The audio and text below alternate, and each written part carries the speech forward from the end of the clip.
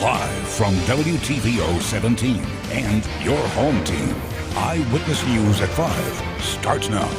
Winnebago County's top prosecutor names his criminal justice team. State's Attorney Jay Hanley shares details on a new position he says the county desperately needs. The first doses of the coronavirus vaccine are administered in Chicago. A state-line doctor has advice for a small group discouraged from taking the shot. Plus, the state-line fast food chain takes part in the Season of Giving. Details on the organization receiving a generous Christmas gift. Good evening, I'm Mimi Murphy. Eric is off tonight. Winnebago County's new state's attorney says change is on the way. Jay Hanley announced the appointment of his executive team today, which includes first Assistant State's Attorney Maria McCarthy, who formerly held the role in Cook County. Hanley has already created a new role within the office, including the addition of sex crimes prosecutor Kirsten Krivanek. And currently, the sex crimes that come to our office are handed out to various attorneys. Well, sex crimes require a level of expertise and care that you really need an expert. You need one attorney who handles those cases. And so Kirsten is being brought into the office to do just that. Hanley also discussed his plans for COVID mitigation enforcement. Hear from him tonight at 6. One person was airlifted to the hospital this afternoon after a crash in Winnebago County. It happened at the intersection of Meridian and Stewart just before 3. Meridian was shut down for a while in order for the helicopter to land. Several emergency personnel responded to the crash that resulted in one vehicle in the ditch on Stewart. The driver's injuries are life-threatening. Investigators say the victim may have been avoiding a hay bale that had fallen from a truck. We'll have any updates on Eyewitness News tonight at 6. A man's behind bars after Janesville police say he helped plan to kill a snowplow repairman. Officers say David Kraus became enraged over a broken snowplow previously sent in for repairs. He allegedly said, "Someone's going to die today," before grabbing 2 handguns and leaving town. Kraus's roommates tried to stop him, but they say he threatened them. Investigators called Kraus, who told them he was in Walworth County.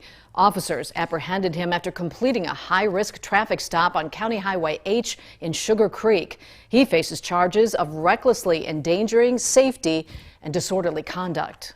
State health officials confirm 117 additional COVID-related deaths over the last 24 hours, including 12 patients in our viewing area.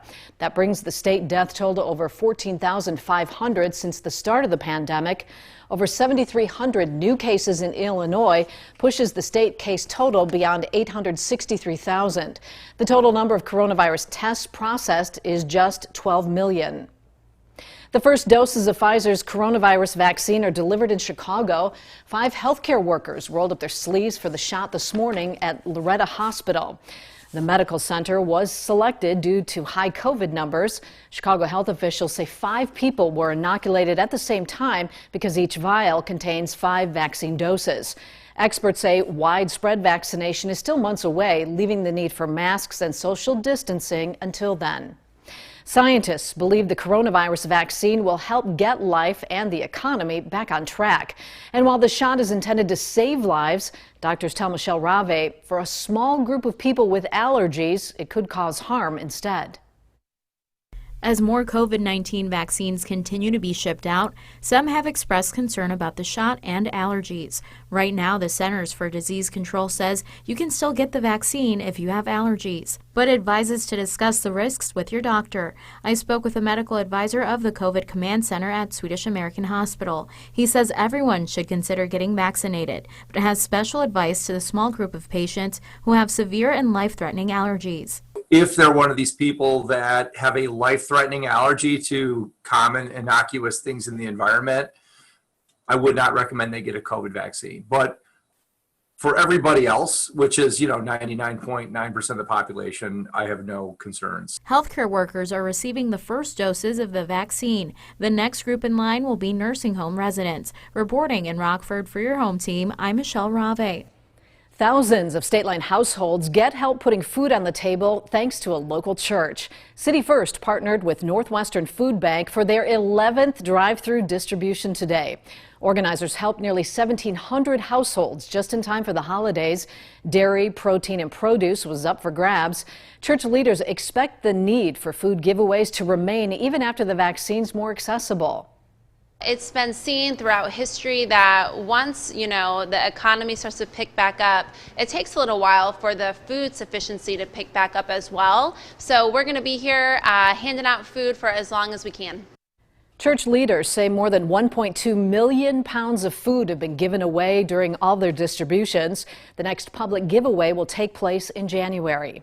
While the COVID-19 pandemic has changed how many traditions play out, it hasn't impacted their success. Ari Bruckman shares details on a holiday toy drive in McChesney Park that, despite a few alterations, surpassed organizers' expectations. Giving back in times of need.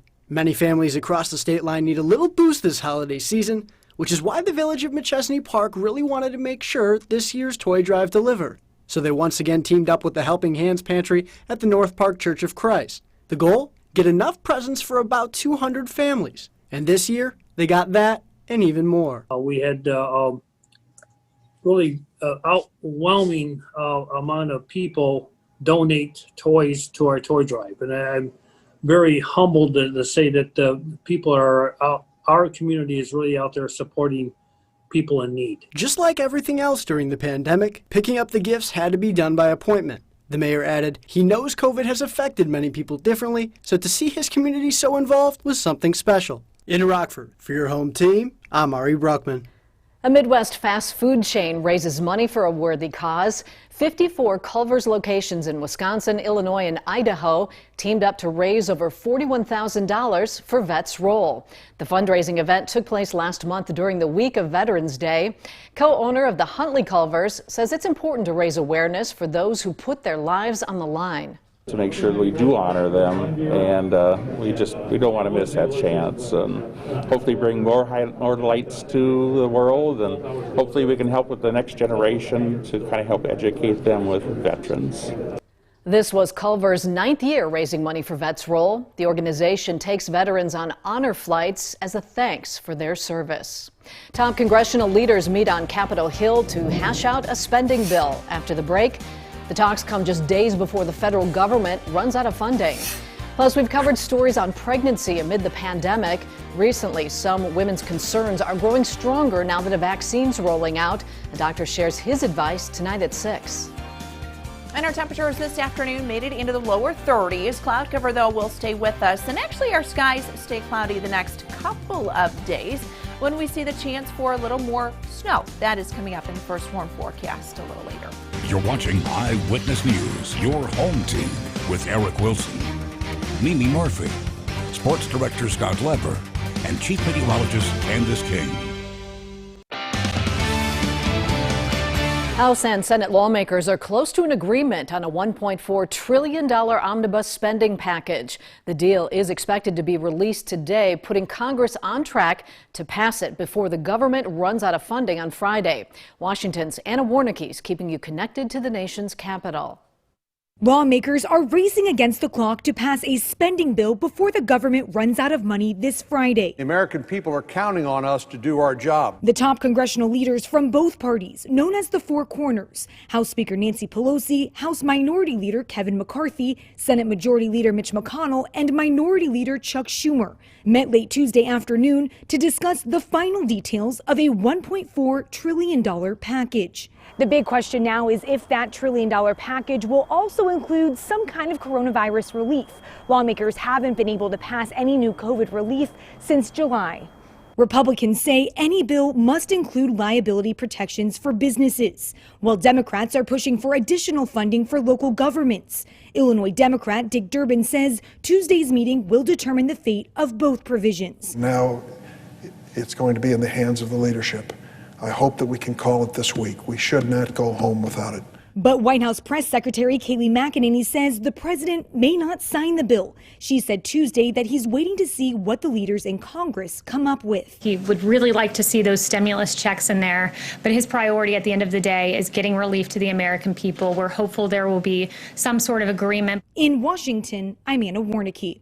Now, your first warned weather forecast with Chief Meteorologist Candice King. Stay King at WTVO.com. That's where you want to share your Christmas pictures. And that's exactly what Paul did. A beautiful house, nice and decorated. You've got the wreaths lit up in the windows and the decoration out on the front porch. So, Paul, thank you so much for sharing your picture. Sue shared this picture. You've got the mantle decorated, or at least the table here. You've got Christmas trees, a snow globe, and beautifully decorated. So, Sue and Paul, thank you so much for those photos. Now, it doesn't really feel quite warm out there. It's been a little more on the chilly side here these last couple of days. Temperatures in the 20s and the low 30s this afternoon. Really not that far off from where we should be for this time of year. And while we were able to see a little bit of filtered sunshine out there earlier today, our skies have filled back in with that cloud cover and will stay mostly cloudy here as we go through this evening. Another area of low pressure really gaining strength, pulling away from the panhandle here at Texas through Oklahoma. You've got snow flying from Missouri down into Arkansas, Wichita, Kansas, out in Oklahoma. In fact, they're going to end up with more snow than what we've had so far this season. And that's where a lot of that snow with that system is going to stay, mostly to our south. You see that accumulation, some lighter snow piling up in central Illinois, but then really moving out towards Indiana as it gains more strength and then pushes out to the northeast. But I would not be surprised if we do get a flurry or two that fly later tonight and then throughout the day tomorrow, especially to our east as our winds pick up a little more from the east and northeast. A live look with our Mercy Out SkyTrack camera out over downtown Rockford. Temperatures ranging a bit here this evening from the teens out to the west. 18 in Galena, 22 in Freeport, and with a little bit of a wind out there, really pushing that wind chill factor down into the single digits here in some spots. 29, that's our weather watcher Bob. That's his temperature here in Rockford. Dew point number 13, very dry out there, which is why any precipitation we try to see isn't going to amount to much. Now, our temperatures tonight will stay in the lower 20s as we hold on to that east and northeasterly wind.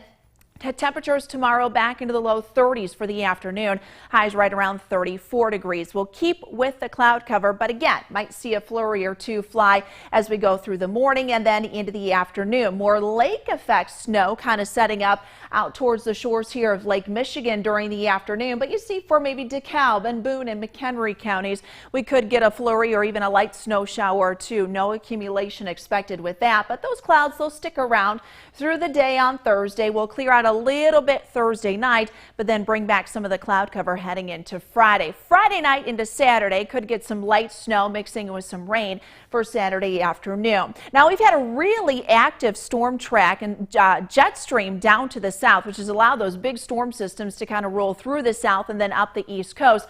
But each one that passes through really pushes that moisture off to the east. So while we do set up a little bit more of an active storm track into next week, we've got limited moisture to work with. So it does look a little active here going into the weekend outside of Friday and Saturday, but really will likely end up with more cloud cover than any precipitation through next week. Temperatures too staying a little bit above that average. Now, the Napleton Sports Desk with Sports Director Scott Leber. The Milwaukee Bucks will remain a force in the NBA for the next several seasons. Giannis Antetokounmpo announced today he plans to re-sign a max contract with the team. It's reportedly for 5 more years and will average out to more than $45.5 million a year. Antetokounmpo is encouraged by the offseason moves by the Bucks that brought in Jrue Holiday, Bobby Portis, and DJ Augustin. That's enough to convince him the Bucks are serious about putting a contending team around him. This is big for the Bucks. It's rare that a free agent of his magnitude would shun the big markets and the warm weather markets to remain in a small market like Milwaukee, where, as we know, winters are cold. It says a lot about him. Giannis' announcement also will drastically alter the plans of many other teams that had planned to make a run at him in free agency next year. Teams like the Heat, the Mavericks, and the Raptors, and many others. It's truly a big day for the Milwaukee Bucks, perhaps the biggest one since they once drafted a guy named Lou Alcindor. Well, it's good news that vaccines for COVID are starting to be distributed in this country, but It's also causing major sports leagues like Major League Baseball to consider pushing back their seasons. MLB team owners want to delay spring training and the start of the regular season to allow more time for players and coaches to be vaccinated before reporting for the season. Players typically report to spring training in early February. Odds are the vaccine won't be that readily available by then. A delayed start would likely mean a shorter season of perhaps 130 games instead of 162. And that means the players would lose out on a portion of their salaries. The Players Association isn't likely to go for that. We'll keep you posted on this. Our first warning interactive radar brought to us by Rockford Auto Glass and More. It's getting a little more active well to the south across the plains through the southern states where they've got snow and rain coming down tonight and tomorrow. We could see a couple of flurries, maybe a very, very light snow shower east and southeast to here, but nothing accumulating expected for us tomorrow afternoon. We continue with the cloud cover. In fact, the next few days going to be a little more on the cloudy side. We'll see some sunshine here and there, but a bit more cloud cover through the afternoon. Winds pick up on Friday, temperature near 40 degrees. A little rain snow mix Friday into Saturday, above average next week. All right, thanks Candice, and thanks for watching. We'll see you at 6.